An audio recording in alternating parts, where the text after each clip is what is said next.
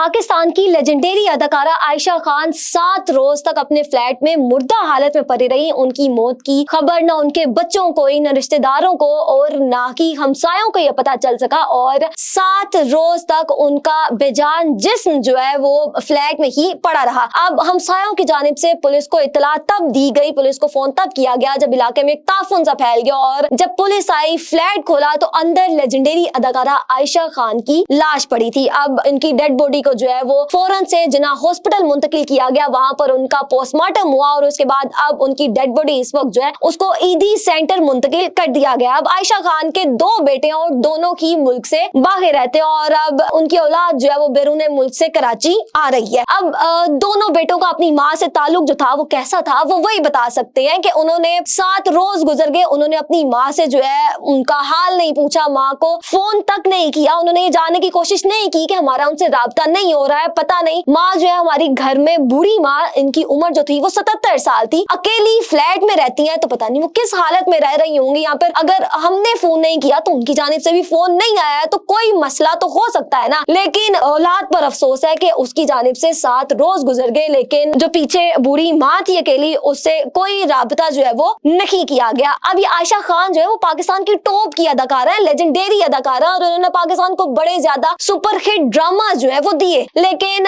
कुछ सालों से इन्होंने अदाकारी से जो है वो किनाराकशी कर रखी थी। अब आयशा खान के सुपर हिट ड्रामाज में अफशा, अरूसा, फैमिली 93 और मेहंदी शामिल हैं, लेकिन अफसोसनाक खबर ये है कि अब वो इस दुनिया में नहीं रही हैं और उससे भी ज्यादा अफसोस जो है वो उनकी औलाद पर है। और ये खास तौर पर ये जो ओवरसीज में लोग रहते हैं उनके लिए इसमें बड़ा एक मैसेज है कि वो जब पाकिस्तान छोड़कर या अपना मुल्क छोड़कर जो है वो चले जाते हैं किसी दूसरे मुल्क, तो जो पाकिस्तान में उनके बूढ़े माँ बाप यहाँ पर रह रहे होते हैं तो उनको चाहिए कि पीछे उनको देखते रहें, ये ना हो कि वो किसी दूसरे मुल्क जाकर उनको बिल्कुल ही भूल जाए। उनकी खैर खबर जो है वो उनको जरूर रखनी चाहिए।